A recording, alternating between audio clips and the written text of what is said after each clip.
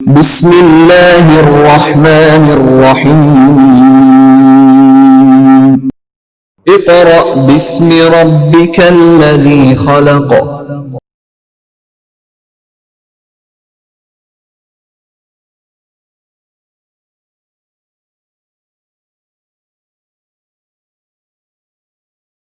Dear students, आज हम work for day 11 से अपना लेक्चर स्टार्ट करेंगे विच इज अल्काइंस। स्टूडेंट्स, आपको याद होगा कि हमने अपने प्रीवियस लेक्चर में अल्कीन्स के टॉपिक को कंप्लीट किया था। उस हवाले से आज हमारा जो नेक्स्ट टॉपिक है वो है अल्काइंस का। और चैप्टर के स्टार्टिंग पर जो हमने मेजर कॉन्सेप्ट्स की बात की थी उसमें लिटरली 3 मेजर टॉपिक्स थे। First is alkenes, second is alkenes and the third is alkynes। तो आज हम अपने थर्ड एंड लास्ट टॉपिक की डिस्कशन स्टार्ट करेंगे विच इज alkynes।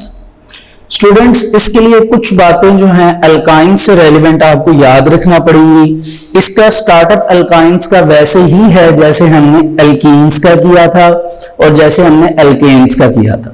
ठीक है, फर्स्ट ऑफ ऑल आपने जो बात याद रखनी है कि जो अल्काइंस हैं उनमें जो सबसे सिंपलेस्ट अल्काइन है, सिंपलेस्ट का मतलब होगा जिसमें सबसे कम नंबर ऑफ कार्बन एटम्स हैं, जो सिंपलेस्ट अल्काइन है उसको हम बुलाते हैं एसिटाइलीन। क्या बुलाते हैं? एसिटाइलीन।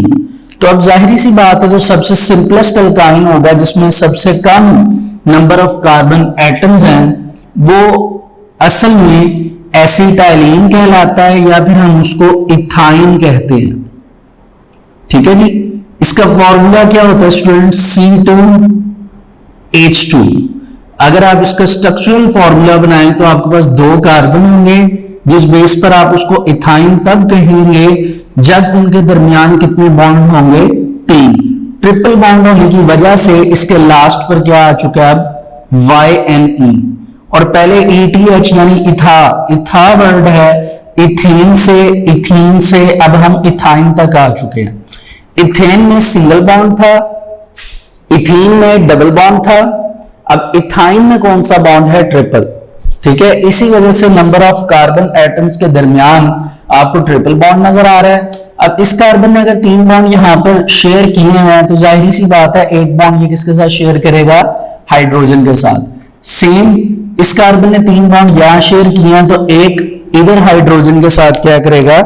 शेयर करेगा। तो अब आपको नजर आ रहा है कि इसमें जो आपके पास ये कंडेंस फॉर्म में एक स्ट्रक्चर आ चुका है। कंडेंस भी नहीं बल्कि आप इसको स्ट्रक्चरल फॉर्मूला कहेंगे।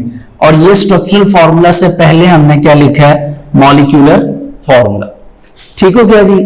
तो पहली बात तो जो आपने स्टूडेंट्स याद रखनी है वो ये है कि जितने भी अल्काइंस हैं उनमें से जो सबसे सिंपलेस्ट अल्काइन है उसको कहते तो इथाइन है, लेकिन उसको एक स्पेसिफिक टर्म प्रोवाइड की गई है विच इज एसिटाइलीन। ठीक हो गया जी। दूसरी बात स्टूडेंट जो याद रखने वाली है अल्काइंस के बारे में कि जितने भी मेंबर्स हैं यानी all the members of alkynes के जितने भी मेंबर्स हैं उन तमाम को एसिटाइलीन्स, यानी ऊपर तो हमने एसिटाइलीन कहा था, इसमें S की एडिशन कर दी गई है, यानी जितने भी मेंबर्स हैं उन तमाम को हम एसिटाइलीन्स का नाम देंगे। क्यों? क्योंकि जो फर्स्ट मेंबर है अल्काइन का वो किससे स्टार्ट हो रहा है? एसिटाइलीन। ठीक है, तो जितने भी मेंबर्स हैं उन तमाम को हम एसिटाइलीन्स का नाम देते हैं। वैसे तो उनके अपने अपने नाम भी होंगे, जैसे अगर कार्बन 3 हैं तो अगर 2 कार्बन को हमने इथाइन का है तो 3 कार्बन को propyne, 4 carbon butyne, pentyne, hexyne, heptyne, octyne, nonyne and decyne. ये तो सब वैसे ही नंबर ऑफ कार्बन एटम्स के लास्ट पे आप YNE लगा देंगे तो इनके अपने अपने स्पेसिफिक नेम होंगे। तो जो इनके अपने अपने स्पेसिफिक नेम हैं उसके अलावा आपने याद रखना है कि इनके जितने भी मेंबर्स हैं स्पेसिफिक नेम वाले उनको आप सिर्फ एक नाम एसिटाइलीन्स के नाम से भी पुकार सकते हैं। ठीक है जी। अब इसी बात को थोड़ा सा इलेबोरेट करने के लिए, एक्सप्लेन करने के लिए मैंने बुक पे बना हुआ जो टेबल है वो यहां पर ड्रॉ किया है। हालांकि पहले जितना भी हमने अल्केन्स एंड एल्कीन्स के बारे में पढ़ा था उसमें टेबल बनाने की जरूरत ही नहीं पड़ी थी, लेकिन इधर आपको एक दो बातें बताने वाली हैं, समझाने वाली हैं, इस वजह से यहां पर टेबल ड्रॉ किया गया। अच्छा जी स्टूडेंट्स, फर्स्ट ऑफ ऑल हम नेम लिखते हैं। हमारे पास जो पहला मेंबर अभी हमारी बात हुई उसका क्या नाम है? एसिटाइलीन, जिसको आप क्या पुकारते हैं? इथाइन। क्या पुकारते हैं? इथाइन। अब इसका हमने लिखना है मॉलिक्यूलर फॉर्मूला, ठीक है। एमएफ का मतलब मॉलिक्यूलर फॉर्मूला।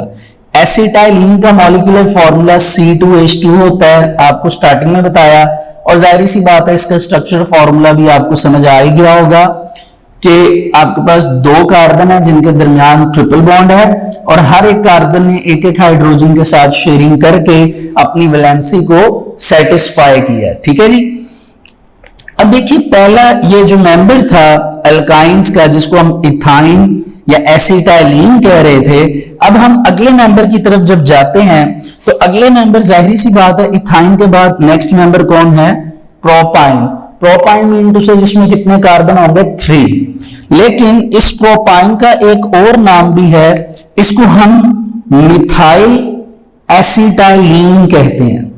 मिथाइल एसिटाइलीन क्यों कह रहे हैं? उसकी रीजन ये है स्टूडेंट्स कि एसिटाइलीन क्या है, अभी हम ऊपर पढ़कर आए हैं 2 कार्बन्स, तो ये एसिटाइलीन 2 कार्बन्स हो गए, और मिथाइल का मतलब 1 कार्बन, टोटल करेंगे तो 3 कार्बन। यानी अगर आप एल्काइंस में 3 कार्बन्स की बात करेंगे यानी प्रोपाइन की, तो आप उसको क्या नाम देंगे? मिथाइल एसिटाइलीन। मिथाइल मतलब 1 कार्बन हो जाएगा, सिंगल कार्बन को मिथाइल कहते हैं, और एसिटाइलीन जो है वो 2 कार्बन को कहेंगे। जब मिथाइल एसिटाइलीन को एक साथ लिखेंगे तो 1 कार्बन ये है, 2 कार्बन ये है, कंबाइन करके ये 3 कार्बन बन जाएंगे, ठीक है। और प्रोपाइन इनको क्यों कह रहे हैं स्टूडेंट्स? तो उसकी रीजन ये है कि 3 कार्बन वाले को कहते ही नॉर्मली हम प्रोपाइन है। ओके हो गया जी। अब हम इसका स्ट्रक्चर बनाने लगे हैं स्टूडेंट्स। 3 कार्बन है, पहले आप कार्बन को मेंशन कर लीजिए 1, 2 एंड 3। आपको याद होगा जब हमने एल्कीन्स के बारे में पढ़ा था तो मैंने आपको कहा था कि स्टूडेंट्स एल्कीन्स में डबल बॉन्ड होता है, चाहे जितनी मर्जी लॉन्ग चेन क्यों ना हो जाए, उसमें सिर्फ एक मर्तबा ये चीज जरूरी है कि डबल बॉन्ड आ जाए। बाकी सिंगल बॉन्ड भी हो तो कोई प्रॉब्लम नहीं है। एक दफे डबल बॉन्ड लगने का मकसद यह है कि ये पूरी चेन जो है एल्कीन्स की है। इसी तरह अल्काइंस के लिए यानी एसिटाइलीन्स के लिए 2 कार्बन के दरमियान चाहे जितनी मर्जी लॉन्ग चेन क्यों ना बन जाए, अगर उनके दरमियान एक मर्तबा भी ट्रिपल बॉन्ड आ जाता है, इट मींस दैट कि वो चीज क्या है? अल्काइन, ठीक है। इसमें मजीद जो है मॉडिफिकेशन होती है। जब आप लोग हायर क्लासेस में जाएंगे तो आप देखेंगे एक ही लॉन्ग चेन होगी, उसमें डबल बॉन्ड भी होंगे, ट्रिपल बॉन्ड भी होंगे, उसका फिर एक स्पेसिफिक नेम बनेगा उस चेन के हिसाब से। लेकिन अभी क्योंकि हमारी बेसिस हैं, अभी हम बेस बना रहे हैं अपने इन टॉपिक्स की, तो इसलिए सिंगल बॉन्ड को अलग हमने डिस्कस किया, डबल बॉन्ड को अलग किया, एंड नाउ ट्रिपल बॉन्ड को हम अलग डिस्कस कर रहे हैं, ठीक है जी। अब हमारे पास स्टूडेंट्स 3 कार्बन हैं, ठीक है, जिनको आप कह सकते हैं कि 3 नंबर ऑफ कार्बन एटम्स हैं। अब आप क्या करेंगे? इन तीनों कार्बन के दरमियान किसी एक जगह पर ट्रिपल बॉन्ड लगा दीजिए। फॉर एग्जाम्पल ये कार्बन है तो इसके इस तरफ मैंने यहां पर ऐसे ट्रिपल बॉन्ड लगा दिया। अब आपने उसकी वैलेंसी को सेटिस्फाई करना है। इस कार्बन में कितने बॉन्ड शेयर कर लिए? 3। तो एक हाइड्रोजन यहां पर लगा दे, कार्बन इसके 4 बॉन्ड कंप्लीट हो गए शेयरिंग करके। इस कार्बन पर आए, इसने 3 बॉन्ड तो पहले से यहां शेयर किए हैं, एक बॉन्ड ये यहां पर शेयर करेगा तो अल्टीमेटली इस कार्बन के 4 बॉन्ड पूरे हो जाएंगे। अब इस कार्बन में एक बॉन्ड बनाया हुआ है, जाहिर सी बात है, तो ये अब अपने साथ कितने हाइड्रोजन को रखेगा? 3, ताकि 3 हाइड्रोजन के साथ यहां पर शेयरिंग करे और एक बॉन्ड यहां पर, तो इसकी भी वैलेंसी क्या हो जाएगी? सेटिस्फाई। अब देखिए आप, मैंने कार्बन के साथ हाइड्रोजन एटम्स को काउंट ही नहीं किया, मैंने कार्बन की वैलेंसी के ऊपर, कार्बन की बॉन्डिंग के ऊपर जो है वो पूरा कंसंट्रेट किया। ऐसा ही है। इसी तरह आपने याद रखना है कि स्टूडेंट्स आपने कार्बन के जो 4 वैलेंसी है जिस पर वो सेटिस्फाई होता है, आपने उसके ऊपर प्रॉपरली जो है वो अपनी अटेंशन रखनी होती है। जैसे जैसे आप उसकी अटेंशन के साथ उसकी बॉन्डिंग कंप्लीट करते जाएंगे, हाइड्रोजन खुद ब खुद बैलेंस होते जाएंगे। अब आप देखिए एक हाइड्रोजन यहां पर यूटिलाइज हुआ है, 3 हाइड्रोजन यहां पर यूटिलाइज, इट मींस दैट कितने हाइड्रोजन यूज हुए हैं? 4। ठीक हो गया जी। इसी तरह बुक पे टेबल बना हुआ है, नीचे एक और आपको नजर आ रहा होगा एक और मेंबर, उसका नाम है डायमिथाइल एसिटाइलिन। अब डायमिथाइल क्यों कहा गया है? क्योंकि जाहिर सी बात है उसमें एक मेंबर एसिटाइलिन है और 2 कार्बन को मिलाकर उन्होंने डायमिथाइल कह दिया।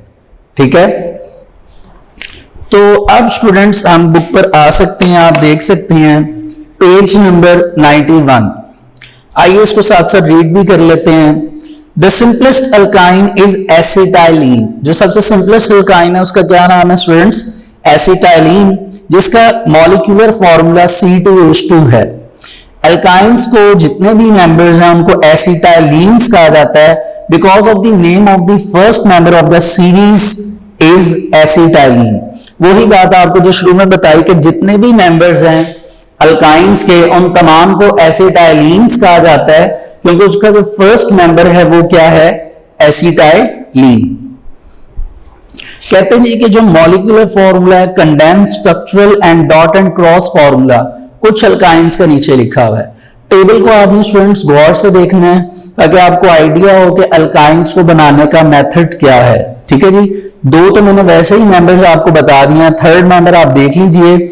और ये भी याद रखिए कि क्रॉस एंड डॉट फॉर्मूला जो होता है उसमें आपके सामने सिर्फ आपने बॉन्डिंग की जगह डॉट एंड क्रॉस को क्या करना होता है? अप्लाई करना होता है। ठीक है जी। दूसरा एक चीज इसमें थोड़ी सी मिस्टेक हो गई है कि ये अगर मॉलिक्यूलर फॉर्मूला है ना तो ये असल में स्ट्रक्चरल नहीं है, ये कौन सा है? Condense formula. ठीक है, इसको CR लिख देते हैं, कंडेंस फॉर्मूला, क्योंकि स्ट्रक्चर फॉर्मूले में ये चीज इंपॉर्टेंट है कि हाइड्रोजन के जो बॉन्ड्स हैं वो ओपन होने चाहिए, जबकि ये मैंने आपके सामने एडजॉइंट करके क्लोज फॉर्म में लिखे हैं, तो ये CF कहलाएगा structural formula, sorry condense formula. ठीक है जी। अच्छा जी, इसके नीचे देखिए आपको एक लाइन ऑक्यूरेंस की नजर आ रही होगी कि एल्काइंस कहां कहां पाए जाते हैं। कहते हैं जी कि acetylene does not occur free in nature, कि ये नेचुरली तौर पर नेचर में आपको फ्रीली अमाउंट में नहीं मिलेंगे। ट्रेसेस ऑफ एसिटाइलिन, ट्रेसेस कहते हैं माइन्यूट क्वांटिटी, यानी बहुत ही कम मिकदार में। वैसे ट्रेसेस का मतलब होता है ब्राय नाम, कोई ऐसी चीज जो अमाउंट में इतनी कम हो कि आप उसे काउंट मतलब कि काउंटिंग में ना लाएं, लेकिन उसको काउंट भी करना पड़ता है, यानी बहुत ही कम अमाउंट में जो चीज होती है उसे आप ट्रेसेस कहते हैं। ठीक है जी। तो देख सकते हैं आपके ट्रेसेस ऑफ एसिटाइलिन जो हैं ये सिर्फ आपको कोल गैस में से मिलते हैं और उसकी रेशियो कितनी है? 0.06%, यानी आप देखिए कि पूरा 1% भी नहीं बनता, 0.06% जो है वो एसिटाइलिन जो है वो आपको कोल गैस में से मिलती है। ठीक है जी। अब स्टूडेंट्स आगे मूव करते हैं। जैसा कि हमने अल्काइंस के बारे में पहले रीड कर लिया कि अल्काइंस होते क्या हैं, अब हम मूव करेंगे उसके प्रिपरेशन के मेथड्स की तरफ कि इनको अब हमने प्रिपेयर करना है। अब अगर आपने अल्काइंस को प्रिपेयर करना है तो अल्काइंस को प्रिपेयर करने के लिए आपके सिलेबस के अकॉर्डिंग 2 मेथड प्रोवाइड किए गए हैं। ठीक है जी। पहला मेथड जो आपके पास स्टूडेंट्स है मौजूद है अल्काइंस की प्रिपरेशन के लिए वो है डीहेलोजिनेशन ऑफ टेट्राहेलाइड्स, और जो सेकंड मेथड है स्टूडेंट्स वो आपके पास है डीहेलोजिनेशन ऑफ विसिनल डायहेलाइड्स। अब जाहिर सी बात है इनकी जो मेजर हेडिंग्स हैं इनको अगर आप समझ लें तो आपको फिर इनकी प्रिपरेशन में आसानी होगी। ठीक है जी। पहली बात तो यहां पे आप सुनिए, टेट्रा का मतलब होता है 4 यानी 4, halide means addition of halogen. ये बात हमारी पहले भी डिस्कस हो चुकी है कि हेलोजन अगर कहीं पर पहले ऐड हुआ हो तो एडिशन ऑफ हेलोजन को हम क्या नाम देते हैं? हेलाइड्स। टेट्रा मींस 4, कि असल में इस मतलब के रिएक्शन में 4 हेलोजन की एडिशन हुई है। आपने क्या करना है, उन 4 जो हेलोजन की एडिशन हुई है उनको डी, यानी डी का मतलब आपको पहले भी बताया था क्या करना है? आउट, यानी निकालना है।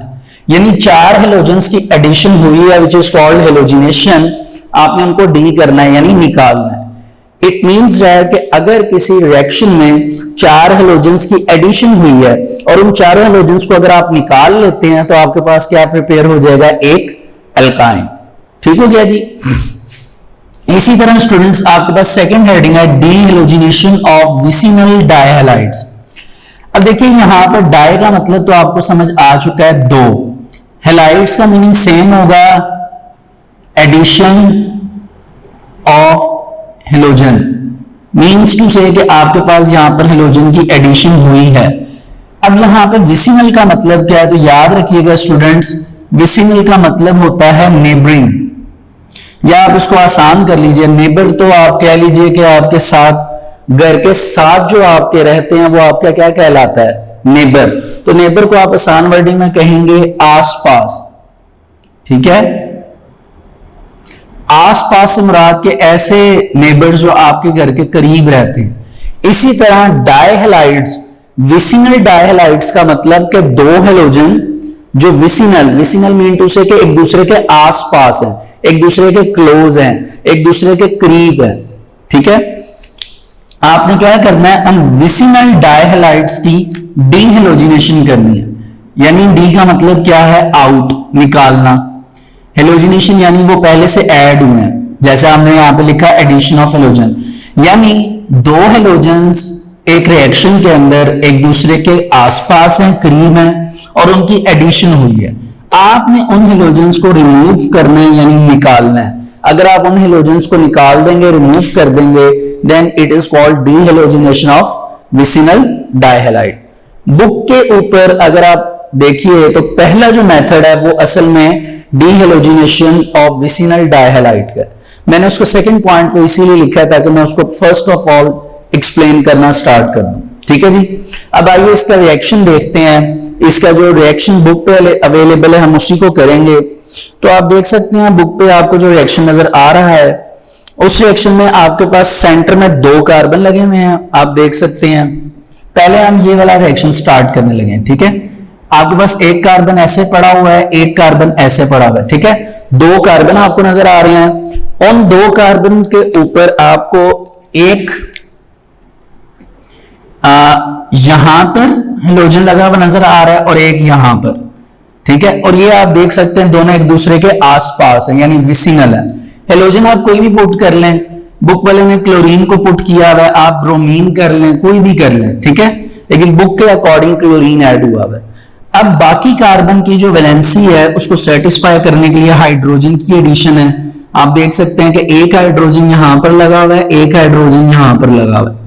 अब आप देखिए कि अभी भी कार्बन की वैलेंसी सेटिस्फाई नहीं है। इस कार्बन ने 1 2 3 बॉन्ड बनाए हैं, इस वजह से यहां पर एक और हाइड्रोजन आ जाएगा और यहां पर भी एक क्या आ जाएगा, हाइड्रोजन। ठीक है जी, ये आपके पास आप देख सकते हैं कि विसिनल डायहैलाइड है।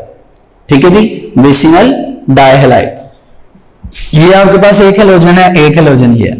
अब इस रिएक्शन में आपने क्या करना है कि अगर आपके पास विसिनल डायहैलाइड मौजूद है तो इस रिएक्शन में आप क्या करेंगे, इसमें एक बेस ऐड करेंगे विच इज कॉल्ड पोटेशियम हाइड्रोक्साइड, जो कि अल्कोहलिक होगी।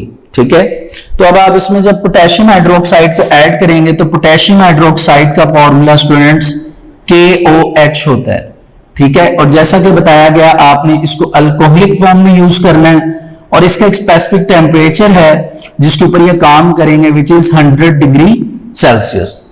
अब इस टेम्परेचर पर रहकर ये काम करेंगे। ठीक है जी, अब आप ये देखिए कि काम वर्किंग कैसे होगी। यहां पर आपके पास आप देख सकते हैं कि एक हाइड्रोजन ये है, एक हाइड्रोजन ये है और एक हाइड्रोजन ये है। ये जिनको मैंने ब्लॉक बनाया है ये रिमूव होंगे। क्यों? क्योंकि अगर 2 चीजें यानी 2 एटम्स रिमूव होते हैं तो एक बॉन्ड ऐड हो जाता है और हमने बॉन्ड ही तो ऐड करनी है। सेंटर में एक बॉन्ड है, यहां पर कार्बन कार्बन के दरमियान 3 बॉन्ड होंगे तभी आपका क्या प्रिपेयर होगा, एल्काइन। ठीक है जी, सबसे पहले तो ये होगा स्टूडेंट्स, आपको यहां पर नजर आ रहा है ये OH है और ये दोनों H हैं, तो H और OH मिलकर हमेशा वाटर बनाते हैं। लेकिन अब प्रॉब्लम यह है कि यहां से हम सिर्फ 2H रिमूव कर सकते हैं। जब 2H रिमूव करेंगे तब ही बीच में क्या आ जाएगा, बॉन्ड आ जाएगा। ठीक है। अब पहले इसको आप दो हाइड्रोजन को रिमूव करेंगे, एक ये है तो ये तो 3 हाइड्रोजन हो गए, इस तरह बैलेंस नहीं होगा, इवन फॉर्म में होना चाहिए, या तो 2 होने चाहिए या 4 होने चाहिए या 6, यानी इवन फॉर्म में। तो इवन फॉर्म में करने के लिए क्योंकि यहां पर हम हाइड्रोजन मजीद ऐड कर सकते हैं, तो यहां पर हम 2 लिख देंगे। 2 लिखने से अब हाइड्रोजन कितनी हो गई है 2 ये है, 2 ये, कितने हाइड्रोजन हो गए 4। तो स्टूडेंट्स 4 हाइड्रोजन को लिखने का मेथड ये होता है, ठीक है। और उसके साथ आपको नजर आ रहा होगा कि यहां पर कितने ऑक्सीजन मौजूद हैं 2। तो आप एक दफा O लिखेंगे तो अल्टीमेटली कितने ऑक्सीजन बन जाएंगे 2। ये आपके पास प्रिपेयर हो गया वाटर। देखिए जब वाटर बना तो ये एक बाय प्रोडक्ट है, एक्स्ट्रा प्रोडक्ट है, ठीक है। तो जब ये 2 हाइड्रोजन रिमूव होंगे तो अब हम स्ट्रक्चर को ड्रॉ करते हैं। ये कार्बन है, ये भी कार्बन है, इस कार्बन के इधर क्लोरीन लगा हुआ है और इधर भी क्या लगा हुआ है क्लोरीन, इधर हाइड्रोजन लगा हुआ है और इधर क्या लगा हुआ है स्टूडेंट्स हाइड्रोजन, ठीक है जी। और बीच में अब क्या होगा, पहले से सिंगल बॉन्ड तो मौजूद था ही, अब एक और बॉन्ड आ जाएगा, क्यों, क्योंकि यहां से 2 हाइड्रोजन क्या हुए हैं रिमूव हुए, ठीक हो गया जी। अब क्या होगा, अब हमारी जो मेजर हेडिंग है हम उस पर चलेंगे और प्रोडक्ट बनाएंगे कि विसिनल डाइहैलाइड को रिमूव करना है, यानी जो 2 हेलोजेंस हैं उनको भी रिमूव करना है। देखिए अगर हम इन 2 क्लोरीन्स को रिमूव कर देते हैं, दोनों क्लोरीन को, तो जब 2 क्लोरीन के एटम रिमूव होंगे तो उसके दरमियान कौन सा बॉन्ड आ जाएगा, एक और बॉन्ड आ जाएगा। और अब वो 2 क्लोरीन जाएंगे किसके साथ, 2 पोटेशियम के साथ। तो असल में 2 पोटेशियम तो हम ऐसे ही लिखेंगे 2K, और क्लोरीन कितने हैं 2। आप यहां पे एक दफा क्लोरीन को लिखेंगे तो वो अल्टीमेटली कितने हो जाएंगे 2 हो जाएंगे। तो आप जैसे यहां से ये वाला क्लोरीन रिमूव होगा, यहां से ये वाला क्लोरीन रिमूव होगा, तो एक और इसके दरमियान क्या आ जाएगा बॉन्ड। तो अब आप देख सकते हैं कि आपके पास यहां पर क्या चीज तैयार हो गई है, acetylene, which is also called alkyne. तो ये असल में आपकी प्रोडक्ट है, यहां पर आपके पास एल्काइन प्रिपेयर हो चुका है, ठीक है। दूसरी बात स्टूडेंट्स आपने याद रखनी है, पोटेशियम फर्स्ट ग्रुप से रिजेंबल करता है और पोटेशियम की जो वैलेंसी होती है वो +1 होती है, जबकि क्लोरीन की क्या होती है -1। इसीलिए एक पोटेशियम के साथ एक क्लोरीन एक वक्त में रह सकता है। इसी वजह से अब देख सकते हैं आपके 2 पोटेशियम एक ही वक्त में 2 क्लोरीन के साथ रह रहे हैं, ठीक है जी। तो ये असल में आपका टॉपिक था, डीहेलोजिनेशन ऑफ विसिनल डाइहैलाइड, ठीक हो गया जी। ये आपका यहां तक कवर होता है प्रेपरेशन में, ठीक है जी। अब हम मूव करते हैं फर्स्ट वाले की तरफ, विच इज कॉल्ड डीहेलोजिनेशन ऑफ टेट्राहैलाइड। तो ये जी फर्स्ट वाला मेथड, अब इसके बारे में देखते हैं।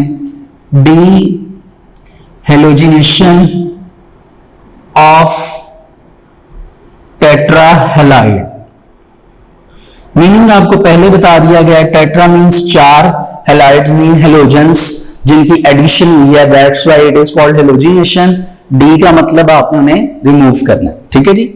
तो ये स्टूडेंट आपके पास एक कार्बन है, इसके साथ ये दूसरा कार्बन है। अब आप ये देखिए 1 2 3 4, ये 4 हेलोजेंस लगे होंगे और कार्बन की वैलेंसी को सेटिस्फाई करना है, इसने 3 बॉन्ड बनाए हैं, तो एक हाइड्रोजन यहां पर आ जाएगा और एक हाइड्रोजन यहां पर। अब जो 4 हेलोजेंस हैं हम उनकी एडिशन कर देते हैं, कोई भी हेलोजन ऐड कर लीजिए। फॉर एग्जांपल मैं अगेन यहां पर क्या ऐड कर रहा हूं, क्लोरीन, ठीक हो गया जी। ये 4 हेलोजेंस की एडिशन है।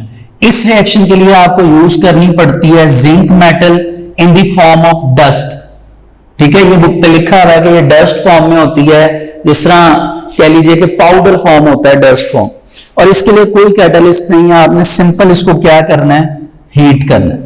देखिए जिंक की वैलेंसी क्या है, मैं यहां पर लिख देता हूं।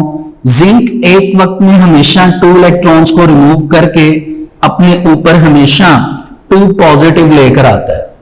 इट मींस दैट कि जिंक के अंदर इतनी प्रॉपर्टी है कि वो 2 इलेक्ट्रॉन्स को रिमूव करता है, लेकिन एक क्लोरीन एक वक्त में कितने इलेक्ट्रॉन्स को ऐड करती है, सिर्फ 1 इलेक्ट्रॉन को, सिर्फ 1 इलेक्ट्रॉन को। इट मींस दैट कि अगर एक जिंक है तो वो 2 इलेक्ट्रॉन्स को 2 क्लोरीन्स को इलेक्ट्रॉन दे सकता है, और लेकिन हमने यहां पे कितने क्लोरीन्स रिमूव करवाने हैं, 4। इट मींस दैट जिंक कितने यूज होंगे, फिर 2।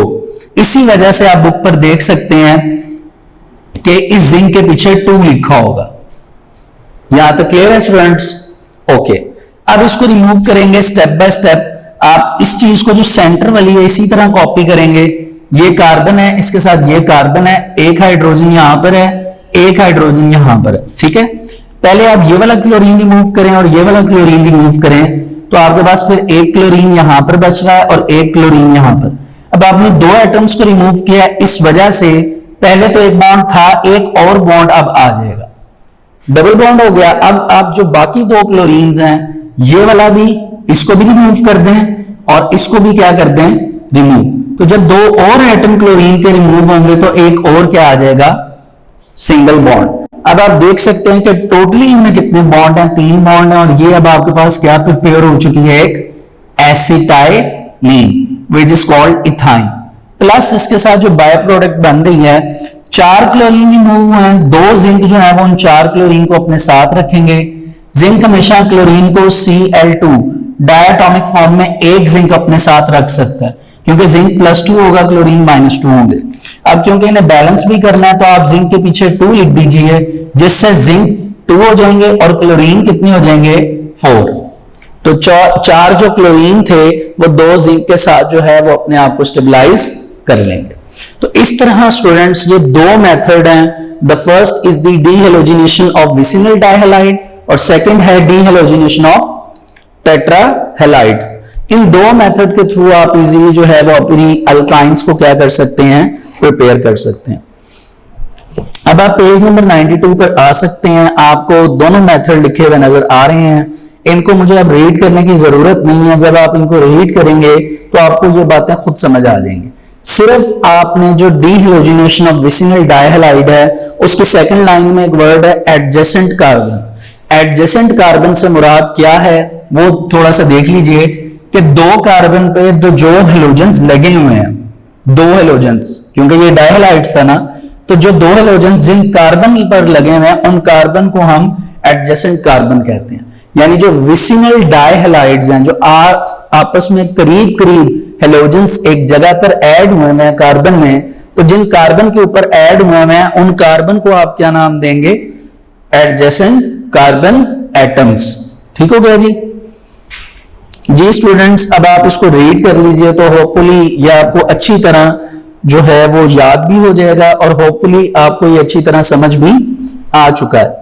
अब हम आगे मूव करते हैं the physical properties of alkynes, कि एल्काइंस की फिजिकल प्रॉपर्टीज क्या हैं, कि वो कौन सी प्रॉपर्टीज हैं जिनको देखकर किसी भी कंपाउंड में आप कह सकते हैं कि ये एल्काइन है। तो पहली प्रॉपर्टी तो बहुत इंपॉर्टेंट है जिसमें एमसीक्यू भी आता है कि alkynes also form a series of compounds, कि ये बहुत लॉन्ग सीरीज ऑफ कंपाउंड्स बनाते हैं, लाइक इथाइन से स्टार्ट होते हैं डिकाइन तक जाते हैं। ठीक है जी, इसका जो पहला मेंबर है वो एसिटाइलीन है, हम ये बात पढ़ चुके हैं। अगली बात जो है वो एमसीक्यू भी है और आपने याद भी रखनी है, it is a colourless gas, कि पहला मेंबर जो है क्योंकि उसके number of carbon atoms come हैं इसलिए वो क्या होगी, गैस। लेकिन प्रॉपर्टी क्या है फिजिकली तौर पे कि वो कौन सी गैस है, कलरलेस गैस। कौन सी गैस है, कलरलेस गैस विद फेंट गार्लिक ऑर्डर। ठीक है, इसको ऑर्डर भी पढ़ते हैं, इसको ऑडोर भी पढ़ते हैं। अब यहां पर फेंट का मतलब है मध्यम, यानी कम, हल्की सी। गार्लिक स्मेल जो है वो आती है। ठीक है जी, दूसरे नंबर पे स्टूडेंट बड़ा ही इंपॉर्टेंट पॉइंट है जो कि एल्केन एंड एल्कीन में सेम था लेकिन इसमें आकर चेंज हो गया। हमने एल्केन एंड एल्कीन में यह बात पढ़ी थी फिजिकल प्रॉपर्टीज में कि alkane and alkene are non polar while water is polar. इसलिए जो एल्केन एंड एल्कीन है वो वाटर में डिसॉल्व नहीं होते बल्कि वो अपने नॉन पोलर कंपाउंड्स में like carbon tetrachloride, carbon black, ether, acetone, इनमें डिसॉल्व होते हैं।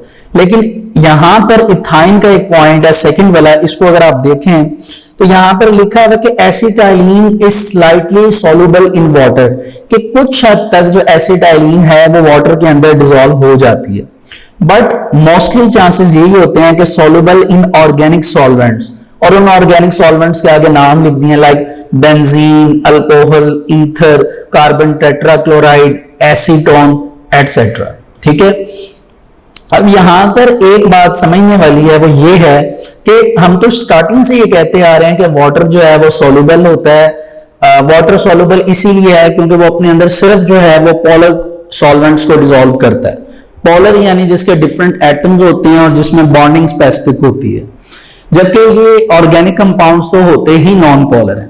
इसमें कोई डाउट नहीं है कि ऑर्गेनिक कंपाउंड्स नॉन पोलर होते हैं, लेकिन ये एक प्रॉपर्टी है अल्काइन की जो कि एल्कीन एंड एल्केन से डिफर करती है फिजिकली तौर पे इसको, कि इसके अंदर ट्रिपल बॉन्ड होने की वजह से ये सबसे ज्यादा रिएक्टिव है। हमने एल्केन्स में क्या पढ़ा था? Alkanes are called paraffins. क्यों? दे आर लीस्ट रिएक्टिव, वो बहुत कम रिएक्शन में पार्टिसिपेट करते हैं, जबकि एल्केन्स के बारे में पढ़ा था वो पार्टिसिपेट करते हैं एंड एडिशनल रिएक्शंस करते हैं, क्योंकि उनमें एक एडिशनल बॉन्ड आ जाता है रादर देन अल्केन। अब एल्काइंस में तो एल्केन्स की निस्बत भी एक बॉन्ड क्या हो चुका है? ज्यादा हो चुका है, यानी टोटल 3 बॉन्ड है। एक एल्केन वाला है, अगर एक और ऐड कर दें तो वो एल्कीन बन जाता है, एक और ऐड हो चुका है जिस वजह से हमने इनको एल्काइंस का। तो एल्काइंस सबसे ज्यादा रिएक्टिव है फिल वक्त, इसी वजह से कुछ हद तक वो वाटर के अंदर क्या हो जाते हैं? डिसॉल्व हो जाते हैं। तीसरा पॉइंट स्टूडेंट है कि acetylene is slightly lighter than air, कि जो एसिटाइलिन है the first member of alkyne, उसका वेट एयर से भी क्या होता है? कम होता है। ठीक है जी। और last point students, alkynes are also flammable, कि अल्काइंस जो है वो इजीली बर्न हो सकते हैं, जल सकते हैं, और जाहिर सी बात है क्योंकि इनके अंदर एक एडिशनल बॉन्ड है एल्कीन्स की निस्बत, तो ये ज्यादा स्मोक क्रिएट करेंगे। They are more smokier than alkenes and alkanes, कि ये एल्कीन्स एंड एल्केन्स से ज्यादा स्मोक क्या करेंगे? क्रिएट करेंगे। उसकी reason, number of carbon atom same होंगे। फॉर एग्जाम्पल आप एक ले लें ब्यूटेन, एक ले लें ब्यूटीन और एक ले लें ब्यूटाइन। ठीक है, चारों गैसेज हैं। आप इन चारों को बर्न करें, जब आप इन चारों को बर्न करेंगे तो क्या होगा? एल्केन, एल्कीन एंड एल्काइन तीनों स्मोक क्रिएट करेंगे। तीनों में number of carbon atom same है, लेकिन सबसे ज्यादा स्मोक जो है वो किस में से आएगा? एल्काइंस में से, उससे कम एल्कीन्स और उससे कम एल्केन। वजह यह है कि एल्केन को जैसे हीट किया जाएगा, एक बॉन्ड है वो टूटेगा, स्मोक क्रिएट होगा। एल्कीन्स में 2 बॉन्ड है, पहले एक टूटेगा, थोड़ा सा स्मोक बनेगा, फिर दूसरा बॉन्ड टूटेगा, फिर स्मोक बनेगा। एल्काइंस में 3 बॉन्ड है, पहले एक बॉन्ड टूटेगा, स्मोक बनेगा, फिर दूसरा बॉन्ड टूटेगा, फिर स्मोक बनेगा, फिर तीसरा। इस वजह से अल्काइंस जो हैं वो ज्यादा स्मोकियर होते हैं अगर उनको कंपेयर किया जाए एल्कीन्स एंड एल्काइंस। ठीक हो गया जी स्टूडेंट्स। तो आप देख सकते हैं कि आज हमने एल्काइंस के टॉपिक को स्टार्ट किया था, उसमें हमने एल्काइंस के बारे में कुछ इंपॉर्टेंट बातें डिस्कस की, फिर हमने उसकी ऑक्यूरेंस के बारे में पढ़ा, फिर हमने उसके प्रिपरेशन के जो मेथड्स हैं यानी उनको प्रिपेयर कैसे किया जाता है हमने उनकी डिस्कशन की, एंड लास्ट में हमने फिजिकल प्रॉपर्टीज की बात की। होपफुली स्टूडेंट्स आपको आज का वर्क फॉर डे 11 अच्छी तरह समझ आ गया होगा, और हर डे की तरह मैं आज भी आपको यही बात कहूंगा कि इसमें इंपॉर्टेंट एमसीक्यू हैं, उनको सेपरेट करिए। फॉर एग्जांपल कि is alkynes are produced naturally और नॉट, कि कुदरती तौर पर एल्काइंस पाए जाते हैं कि नहीं, तो आपने स्टार्टिंग में पढ़ा ऑक्यूरेंस में कि ये नेचुरली तौर पर नहीं पाए जाते। फिर ये अगर पाए जाते हैं तो कहां, तो वो आपने बताना है। Coal gas, what is the concentration, तो इट इज 0.06%। ठीक है जी। तो इस तरह स्टूडेंट्स आप यहां तक जो कह लीजिए एमसीक्यू हैं उनको सेपरेट करिए, और इसमें फिजिकल प्रॉपर्टीज आपका लॉन्ग क्वेश्चन है और प्रिपरेशन के मेथड इंपॉर्टेंट शॉर्ट क्वेश्चंस हैं। ठीक है जी। तो बहरहाल आज हम अपना वर्क फॉर डे 11 यहां तक कंप्लीट करते हैं। Thank you so much dear students. अब हम वर्क फॉर डे 12 से अपना नेक्स्ट लेक्चर स्टार्ट करेंगे, which is chemical reactions of alkynes. Students आपको याद होगा कि हमने अपने प्रीवियस लेक्चर में प्रिपरेशन ऑफ एल्काइंस के टॉपिक को कंप्लीट किया था, जिसमें हमने एक बात जो थी बहुत इंपॉर्टेंट वो सीखी थी कि एल्काइंस जो हैं वो ज्यादा रिएक्टिव होते हैं। स्टूडेंट्स सॉरी, मैं आपसे ये कह रहा था कि हमने अपने प्रीवियस लेक्चर में ये बात देखी थी कि एल्काइंस यानी एसिटाइलिन जो हैं वो मोर रिएक्टिव होते हैं rather than alkane and alkenes. तो केमिकल रिएक्शंस पर जब हम जाएंगे तो मैं आपको एक बात ये बताना चाहता हूं कि चैप्टर के स्टार्टिंग में आपने एक बात पढ़ी थी कि हम दो तरह के कंपाउंड्स के इस चैप्टर में बात करने लगे। The first is saturated hydrocarbons and the second is unsaturated. Saturated में आपने सिर्फ अल्काइंस को रखा था और वो कंप्लीटली हमने अल्काइंस के टॉपिक को पढ़ लिया था।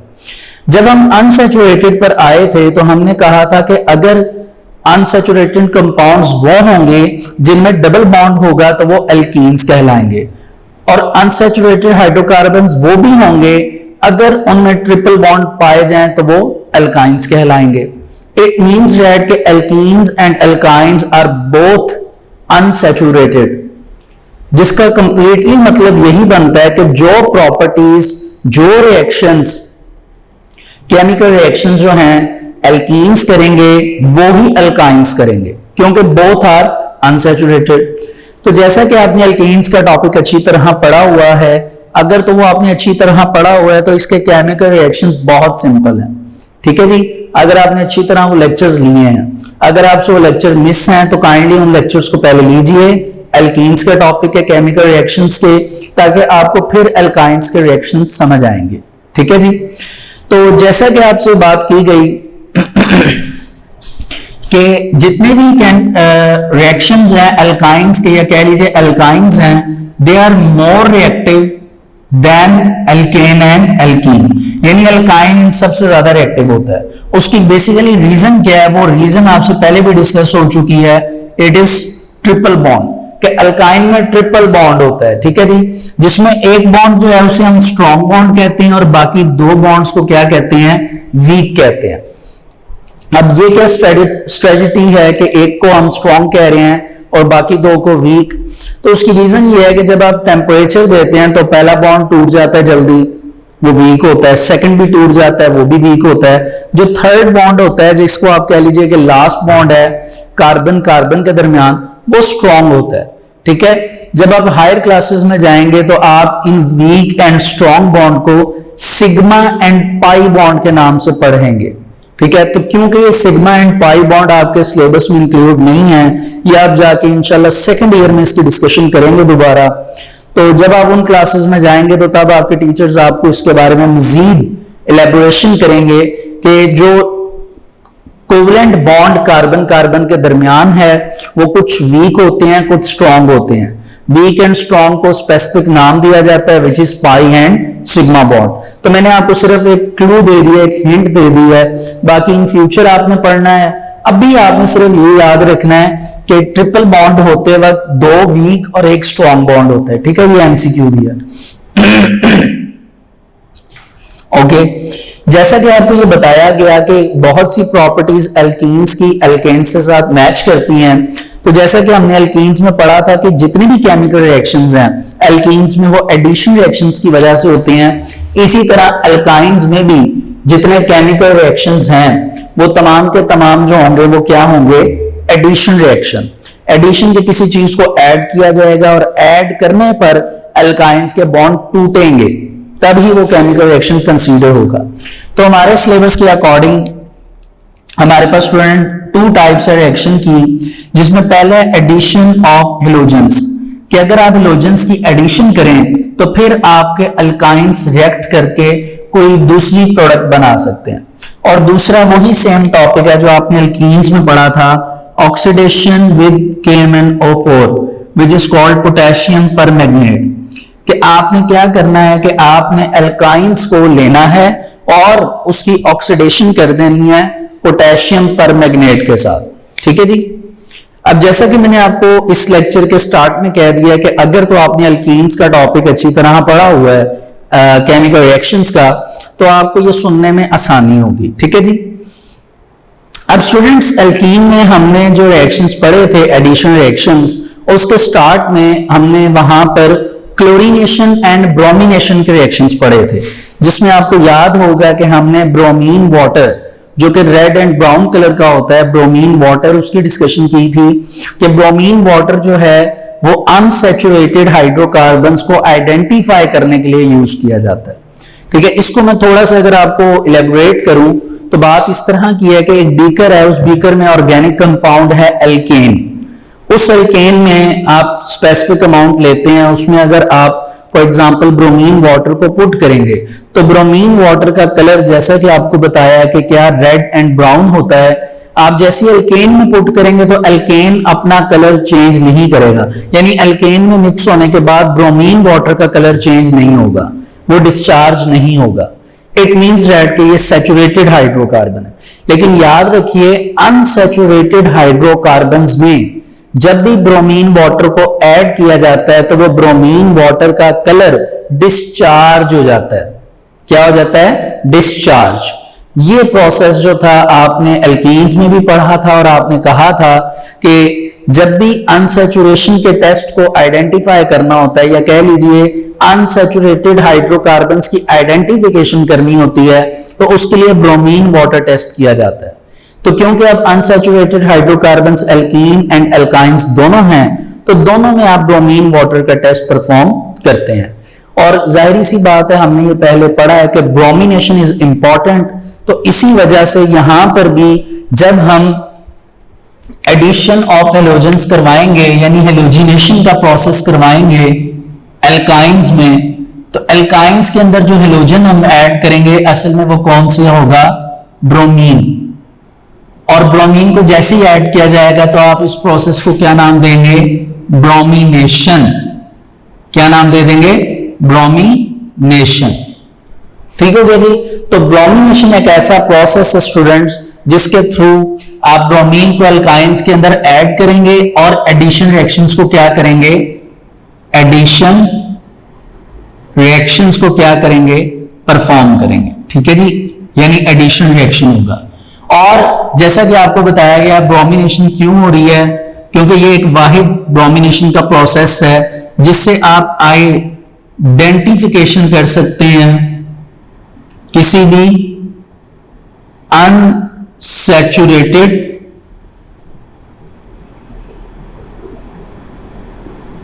हाइड्रोकार्बन की। वो अनसैचुरेटेड हाइड्रोकार्बन कोई भी हो सकता है, दो ही तरह के होंगे वैसे हमारे सिलेबस के अकॉर्डिंग, या तो वो किसी भी तरह की अल्कीन होगी या वो किसी तरह के अल्काइन होंगे। तो एल्कीन्स एंड अल्काइंस इनकी आइडेंटिफिकेशन के लिए हम ब्रोमीन वाटर टेस्ट करते हैं विच इज कॉल्ड ब्रोमिनेशन। ठीक है जी।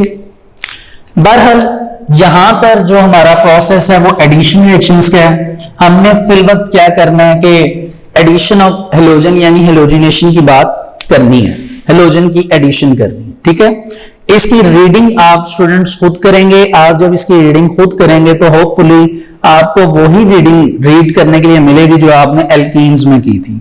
हम रिएक्शंस की तरफ मूव करते हैं जी। ये देखिए, ये आपके पास आपका एक एल्काइन है विच इज एसिटाइलिन, प्लस इसके अंदर आपने ब्रोमीन की एडिशन करनी है।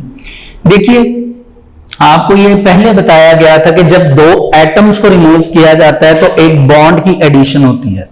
इसी तरह अगर आपने अब एक बॉन्ड तोड़ना है तो आपको दो एटम्स की क्या करनी पड़ेगी? एडिशन। इट मींस दैट कि अगर एक बॉन्ड तोड़ूंगा तो दो एटम्स ऐड होंगे, एक और बॉन्ड तोड़ूंगा क्योंकि वो मजीद रिएक्शन हो सकता है तो मजीद दो एटम्स यूज होंगे। It means that first of all तो मैं ब्रोमीन को डायटोमिक लूंगा, लेने के बाद मैं पहले अल्काइन को लिख लेता हूं। ये मेरे पास कार्बन है, ये दूसरा कार्बन है, इसके दरमियान था ट्रिपल बॉन्ड और यहां पर हाइड्रोजन लगा हुआ है और दूसरी तरफ भी क्या लगा हुआ है? हाइड्रोजन। पहले तो ये होगा कि दो ब्रोमीन जैसे ही ऐड होंगे, फॉर एग्जांपल एक ब्रोमीन यहां पर ऐड होता है, एक ब्रोमीन यहां पर, तो यहां से एक बॉन्ड टूट जाएगा, यहां पर ब्रोमीन की एडिशन हो जाएगी, यहां पर भी ब्रोमीन की एडिशन हो जाएगी। अब क्या हुआ स्टूडेंट्स कि ये अब आप देख सकते हैं कि इसके दरमियान डबल बॉन्ड है। डबल बॉन्ड यानी एल्कीन है और एल्कीन भी रिएक्टिव होते हैं, तो ये भी मजीद रिएक्ट करेंगे, मजीद स्टेबल फॉर्म में जाएंगे, जिस वजह से हमें यहां पर कुछ चीज ऐड करनी पड़ेगी यानी हेलोजन। और यहां पर अब हमने दो और हेलोजन की एडिशन करनी है। फॉर एग्जाम्पल हम किसकी एडिशन कर रहे हैं? ब्रोमीन एंड ब्रोमीन की। अब दो और ब्रोमीन ऐड किए हैं तो एक और बॉन्ड क्या कर जाएगा? टूट जाएगा। अब ये सिंगल बॉन्ड बन चुका है विच इज मोर स्टेबल। अब असल में यहां पर कितने ब्रोमीन ऐड हुए हैं? 4, जबकि हमने यहां पर 2 लिखे थे, इस वजह से हम इसके पीछे 2 मजीद ऐड कर देंगे। ये आपके पास क्या हो जाएंगे? 4 ब्रोमीन। अब आपके पास एक कंपाउंड तैयार हो चुका है जो कि आपके पास मजीद स्टेबल फॉर्म में आ चुका है ठीक है जी, जिसका अब आप नाम रखेंगे, इसमें क्योंकि 4 ब्रोमीन ऐड हुए हैं, इसका नाम होगा टेट्रा यानी 4, ब्रोमो यानी ब्रोमीन, और क्योंकि कार्बन है 2 सिंगल बॉन्ड के साथ, इसलिए इनका नाम पड़ेगा इथेन।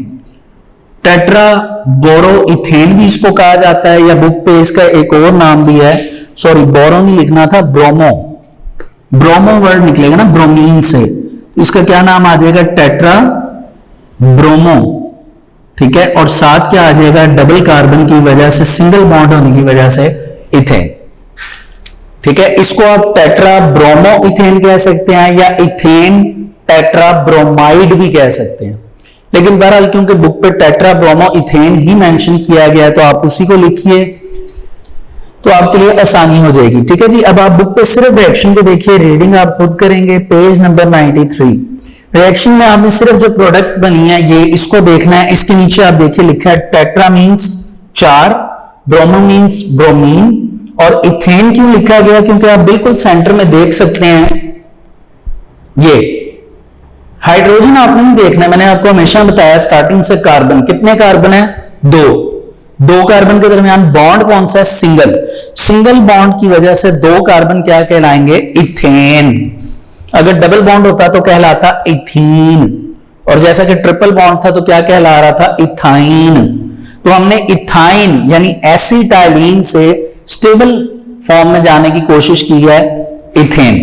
अब इथेन मजीद नहीं टूट सकता क्योंकि इथेन एडिशन रिएक्शंस नहीं करता, ठीक है जी। तो ये स्टूडेंट हमारे पास पहला टॉपिक था एडिशन ऑफ हेलोजन का, ठीक है जी। अब हम मूव करते हैं आगे ऑक्सीडेशन के रिएक्शन की तरफ, ठीक है। तो सेकंड अब हमने क्या करना है, हमने एल्काइंस लेने हैं और उन एल्काइंस की क्या करनी है, ऑक्सीडेशन विद KMnO4 यानी पोटेशियम परमैंगनेट। देखिए यहां पर इसकी मजीद एक्सप्लेनेशन नहीं लिखी हुई, क्यों, क्योंकि ये बातें आप पहले डिस्कस कर आ चुके हैं। मैं आपको थोड़ा सा रिवाइज करवा देता हूं कि आपके पास जो पोटेशियम परमैंगनेट है KMnO4, स्टूडेंट इसका कलर असल में पिंक होता है, ठीक है। लेकिन पोटेशियम परमैंगनेट की एक प्रॉपर्टी है कि अगर इसको अनसैचुरेटेड हाइड्रोकार्बन्स में डाला जाए यानी एल्कीन्स एंड एल्काइंस, तो इसका पिंक कलर डिस्चार्ज हो जाता है, ठीक है।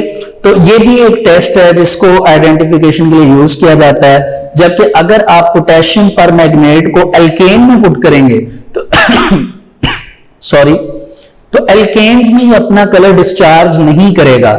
इट मींस दैट कि पोटेशियम परमैंगनेट जो है वो एल्केन के साथ रिएक्ट नहीं करता। और ये भी एक टेस्ट है कि अगर आपको मैं एक ऑर्गेनिक कंपाउंड प्रोवाइड करता हूं और मैं कहता हूं जी स्टूडेंट्स बताइए कि आपको जो ऑर्गेनिक कंपाउंड दिया गया है ये सैचुरेटेड है कि अनसैचुरेटेड, तो उसमें आप पोटेशियम परमैंगनेट को जो कि पिंक कलर का है वो पुट करेंगे। अगर तो गिवन ऑर्गेनिक कंपाउंड का कलर डिस्चार्ज हो जाता है, यानी आप जो पुट करेंगे पोटेशियम परमैंगनेट वो जब डिसॉल्व होगा और उसका कलर डिस्चार्ज होगा, it means that given organic compound क्या था, अनसैचुरेटेड।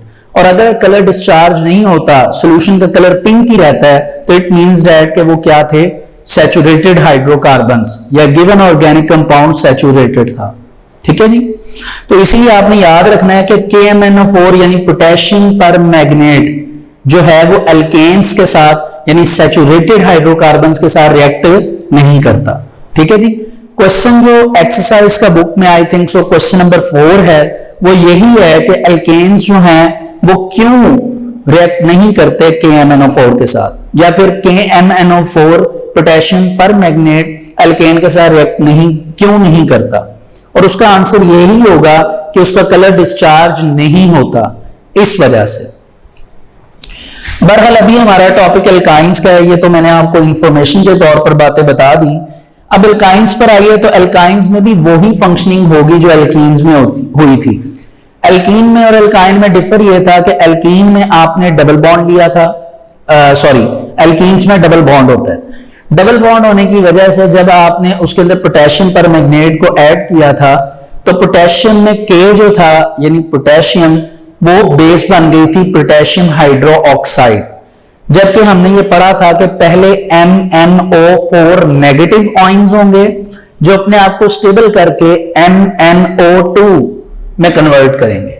ठीक है, तो सारा प्रोसेस वही है, थोड़ी सी प्रोडक्ट चेंज होंगी, उन्हीं चेंजेस को आपने यहां पर देखना है। ठीक है जी। अच्छा, अब उस रिएक्शन को एक्सप्लेन करने के लिए जरा जगह थोड़ी सी कम है, तो इसको हम इरेज कर लेते हैं, वहां पर कंप्लीट नहीं होगा। ठीक है जी।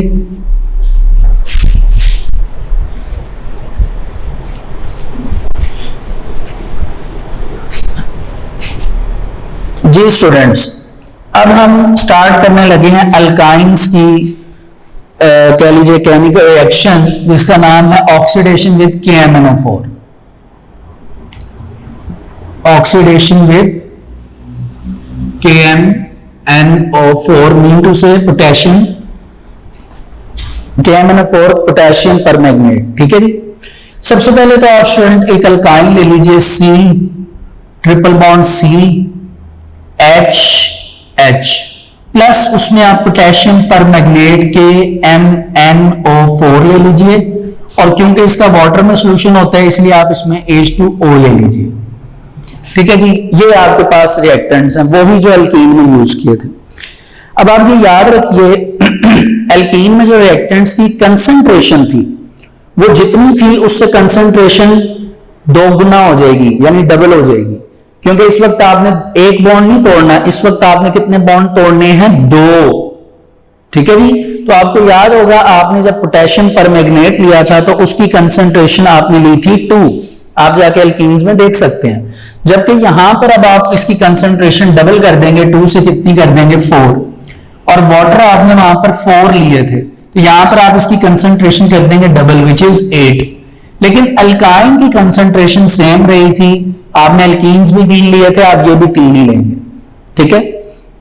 फिर एल्कीन्स में आपने किया था कि 2 हाइड्रोक्सिल ग्रुप की एडिशन की थी, यहां पर 2 हाइड्रोक्सिल ग्रुप की एडिशन नहीं होगी, यहां पर 4 हाइड्रोक्सिल ग्रुप की एडिशन होगी। उसकी रीजन क्या है वो आइए मैं आपके सामने बनाता हूं, आपको समझ आएगी। पहले तो आप इस अल्काइन को कॉपी कर लीजिए, C ट्रिपल बॉन्ड CH और इसके पीछे क्या लगा दीजिए? 3।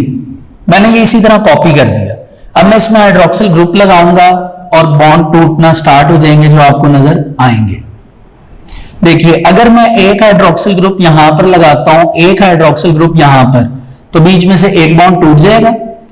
अब ये एल्कीन बन चुका है, डबल बॉन्ड। मजीद स्टेबल करने के लिए मैं एक बॉन्ड यहां पर लगाऊंगा, एक बॉन्ड यहां पर, तो इसमें से मजीद एक बॉन्ड सेंटर में से कार्बन के दरमियान का स्प्लिट कर जाएगा।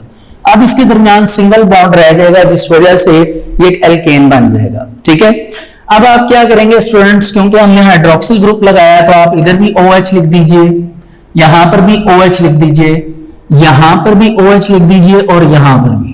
और ये माइंड में रखिए कि हमेशा कार्बन का बॉन्ड ऑक्सीजन के साथ है। कोशिश करिए कि कार्बन का बॉन्ड डायरेक्ट ऑक्सीजन के साथ आपको डायरेक्टेड नजर आए। अक्सर बच्चे क्या कर देते हैं, कभी बॉन्ड OH के दरमियान होता है, कभी H के साथ बनाया होता है, ऐसे नहीं, आपने O के साथ चारों बॉन्ड्स को रखना है। ठीक है। अब क्या होगा, ये तो आपके पास एक चीज बन गई। फिर दूसरा नंबर पर जाहिर सी बात है एल्कीन्स में आपने क्या बनाई थी? Potassium hydroxide KOH। ठीक है जी। याद होगा आपने KOH बनाया था, और KOH से पहले, बल्कि मैं लाइन वाइज चलता हूं, हमने क्या बनाया था? MnO2 बनाया था, और MnO2 के बाद हमने असल में बनाया था KOH। ये प्रोडक्ट वही है जो आपने एल्कीन्स में बनाई थी। अब देखिएगा, मुझे काउंटिंग करने की जरूरत नहीं पड़ेगी इंशाल्लाह, उस तरफ सब कुछ एक एक चीज ऐड करूंगा तो सारा बैलेंस हो जाएगा। कैसे? यहां पे आप देखिए पोटेशियम कितने हैं? 4, तो आप बस यहां पर K के पीछे 4 लिख दीजिए। ठीक हो गया। यहां पर Mn कितने हैं? 4, आप Mn के पीछे क्या लिख दीजिए? 4। अब आपने सिर्फ काउंटिंग करनी है, right side of the products are equal to the left side of the reactants in amount. आइए इसे काउंट करते हैं, एक एक करके काउंट करेंगे। K और Mn तो काउंट हो चुके हैं, K 4 थे, Mn 4 थे, तो Mn 4 K 4 ये तो खत्म हो गया। और ये वाली चीज हमने उठाकर ऐसे ही रख दी थी। अब प्रॉब्लम है ऑक्सीजन एंड हाइड्रोजन का। अब आप देखिए कि इसमें और इसमें कितने ऑक्सीजन है? 4 4s are 16 और 8 कितने ऑक्सीजन हो गए 24। और हाइड्रोजन भी काउंट कर लेते हैं, हाइड्रोजन कितनी है, इसमें हाइड्रोजन नहीं, सिर्फ हाइड्रोजन आपको नजर आ रहे होंगे कहां पर, ये 8 2 16, यानी आपने ऑक्सीजन 24 पूरे करने हैं राइट साइड पे। आइए कंप्लीट करते हैं। देखिए ये है 3 और मैंने आपको लास्ट टाइम भी कहा था कि ये ब्रैकेट होगी, ब्रैकेट के हिसाब से 3 को आपने सबके साथ मल्टीप्लाई करना है, इस हाइड्रोक्साइड और इस हाइड्रोक्साइड के साथ। अब 3 को इस ऑक्सीजन से मल्टीप्लाई करें, 3 1 3, 3 2 6, 3 3 9, 3 4 12, यानी यहां पर ऑक्सीजन कितने यूज हुए हैं 12 प्लस। अब यहां पर देखिए ऑक्सीजन कितने ऐड हुए हैं, 4 2 8 प्लस यहां पर ऑक्सीजन कितने यूज हुए हैं 4, यानी आपने इनको ऐड कर लेना है 12 8 4, 8 to 10 4, 14 1 and 1 2, ऑक्सीजन कितने हो गए 24। तो आप देख सकते हैं लेफ्ट साइड पे कितने थे 24। ठीक हो गया। अब हम हाइड्रोजन को काउंट कर लेते हैं। हाइड्रोजन हमारे पास 16 है, आइए उधर देखते हैं कितने हैं। देखिए जिस तरह ऑक्सीजन 3 थे, ये भी क्या होंगे 3 3 3 and 3, 3 6 9 12, यहां पर हाइड्रोजन कितनी हो गए 12, यहां पर कोई हाइड्रोजन नहीं है, यहां पर कितनी हाइड्रोजन आप देख सकते हैं 4, तो 12 में 4 ऐड करिए तो कितना हो जाता है 16। ठीक है, तो यहां पर भी कितने हैं 16। अब आपने देखा है कि कैसे रिएक्टेंट की कंसंट्रेशन इक्वल हो गई प्रोडक्ट के। कुछ चीजें आपने याद रखनी है, जैसे एल्काइंस में कार्बन कार्बन के साथ 4 हाइड्रोक्सिल ग्रुप लगेंगे, ठीक है, Mn के साथ आपने 4 लगा देना है, K के साथ आपने 4 लगा देना है, और इधर की कंसंट्रेशन आपने डुप्लीकेट कर देनी थी एल्कीन्स की निस्बत। तो आपको तो इतनी मेहनत करनी ही नहीं पड़ी। देखिए कितनी जल्दी ये रिएक्शन परफॉर्म हो गया। अगर आप इसको किसी भी दूसरे वे से याद करने की कोशिश करेंगे या किसी भी दूसरे वे से लिखेंगे, आपसे ये परफॉर्मेंस नहीं होगी, बहुत मुश्किल होगा, आप भूल जाएंगे। जिस मेथड से मैंने अभी आपको ये करवाया है, इसी मेथड को आपने कॉपी करना है। ठीक है, अच्छा, अब एक एडिशनल बात है स्टूडेंट्स के, एल्कीन्स में तो बस यहां तक बात कंप्लीट हो गई थी, लेकिन अल्काइंस में ऐसा नहीं है। अल्काइंस अभी खत्म नहीं हुए। ये अल्काइन का जो आप कह लीजिए कि ये अल्काइंस की कंसीडर होगी प्रोडक्ट, जो कि आई है, जबकि ये दोनों जो हैं ये अल्काइंस के क्या कंसीडर होंगे बाय प्रोडक्ट, यानी एडिशनल प्रोडक्ट बने। अब ये जो प्रोडक्ट है इसको इंटरमीडिएट प्रोडक्ट कहते हैं। इसको अब आप एज अ रिएक्टेंट के तौर पर ले लीजिए। क्या है हमारे पास HC, यहां पर हाइड्रोक्सिल ग्रुप है, यहां पर हाइड्रोक्सिल ग्रुप है, यहां पर कार्बन है, again hydroxyl group, again hydroxyl group and H। ठीक है, बॉन्ड ना भी लगाएं, वैसे H लिख लीजिए, एक ही बात है। ये आपके पास एक प्रोडक्ट आई है थी लास्ट टाइम, जिसको अब आपने एज अ रिएक्टेंट के तौर पर लिख लिया। इसको आप इंटरमीडिएट प्रोडक्ट का नाम देंगे, जो इंटरमीडिएट लेवल पर बनी। कहता है कि अगर आप इसमें से वाटर को रिमूव कर दें, किसको रिमूव कर दें, वाटर को, तो एक नया कंपाउंड बन जाएगा विच इज कॉल्ड ग्लायोक्सल। सॉरी, इसमें से वाटर को रिमूव करना है। अब वाटर को रिमूव करने के लिए आप क्या करेंगे, एक ये वाला हाइड्रोजन रिमूव करिए, एक ये हाइड्रोजन रिमूव करिए। कितने हाइड्रोजन हो गए, 2। एक ये हाइड्रोजन रिमूव करिए और एक ये हाइड्रोजन, कितने हो गए, 4 हाइड्रोजन। इसके साथ आप ये 2 ऑक्सीजन रिमूव कर दीजिए। ठीक है, तो 4 हाइड्रोजन ऐसे लिखा जाते हैं और 2 ऑक्सीजन ऐसे। अगर आप 2 वाटर के मॉलिक्यूल इसमें से रिमूव कर देते हैं, जो इससे केमिकल फॉर्मूला बनेगा, इट इज कॉल्ड ग्लायोक्सिल। अब वो बचता क्या है, वो देखिए, सेंटर वाली चीज हमेशा सेम रहेगी, CH। इस वक्त नीचे वाली चीजें तो सारी चली गई, ये बॉन्ड भी टूट गया, ये भी टूट गया। ऊपर से सिर्फ सिंगल बॉन्ड के साथ क्या बच रहे हैं, एक ऑक्सीजन यहां पर, एक ऑक्सीजन यहां पर।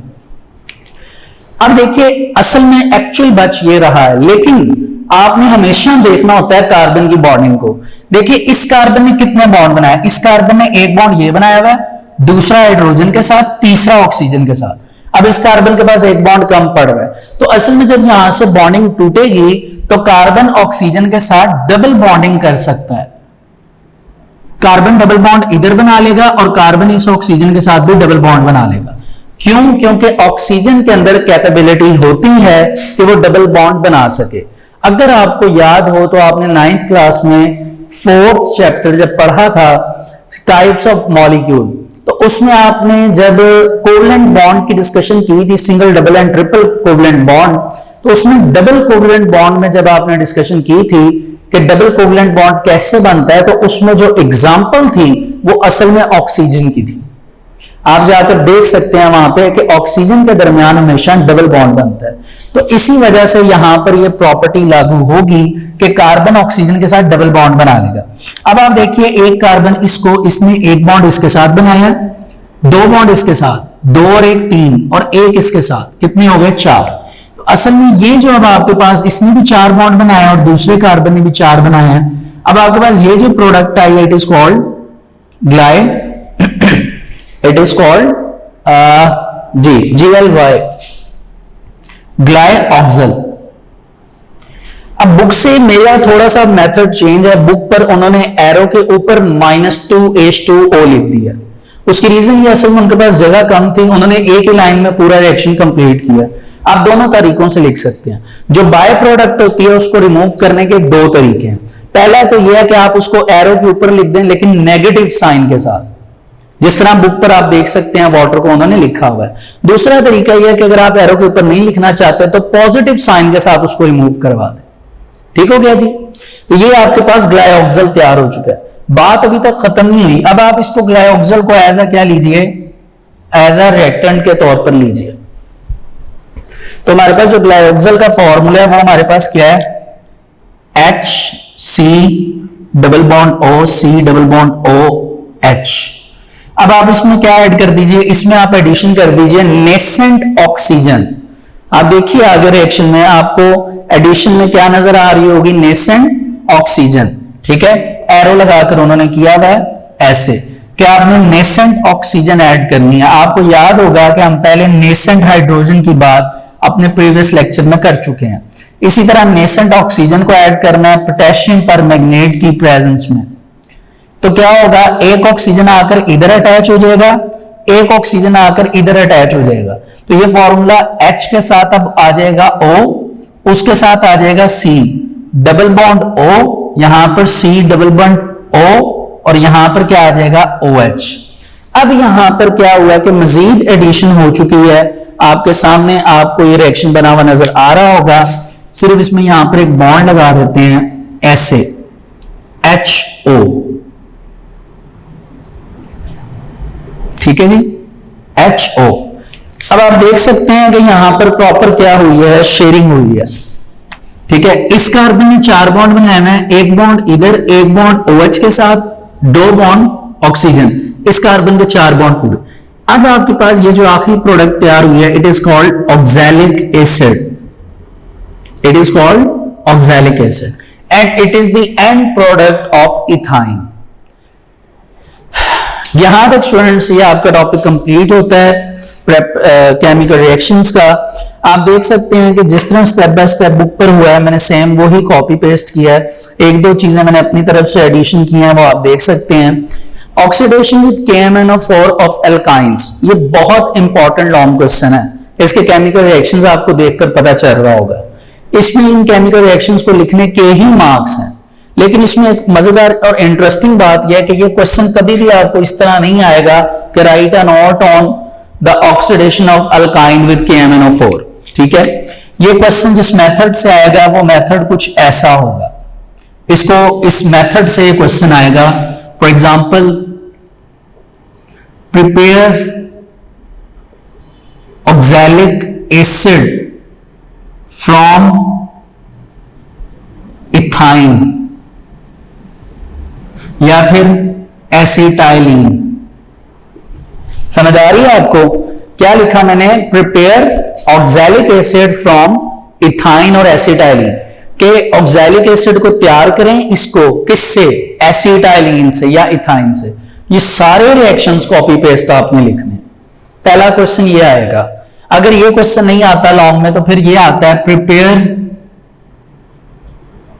ग्लायऑक्सल फ्रॉम इथाइन या एसिटाइलिन। तो ये दो क्वेश्चन है जो कि स्टूडेंट्स इसमें आपको इस टॉपिक से रेलिवेंट आएंगे एज अ लॉन्ग क्वेश्चन। ये क्वेश्चन जब भी आता है स्टूडेंट्स या तो लॉन्ग आता है या फिर आता ही नहीं है, ठीक है, मोस्टली चांसेस यही है। कभी कभार ये होता है कि वो कह देते हैं कि जी prepare glyoxal as a short question या प्रिपेयर ऑक्सैलिक एसिड, तो आपको उनके डायरेक्ट फॉर्मूलाज लिखना पड़ते हैं और ये आपको याद करने पड़ेंगे। होपफुली स्टूडेंट आपको ये समझ आ चुका है कि जैसे आज हमने केमिकल रिएक्शंस किए कितने इंपॉर्टेंट थे और आपको ये समझ भी आ गई कि इनको कैसे परफॉर्म करना है।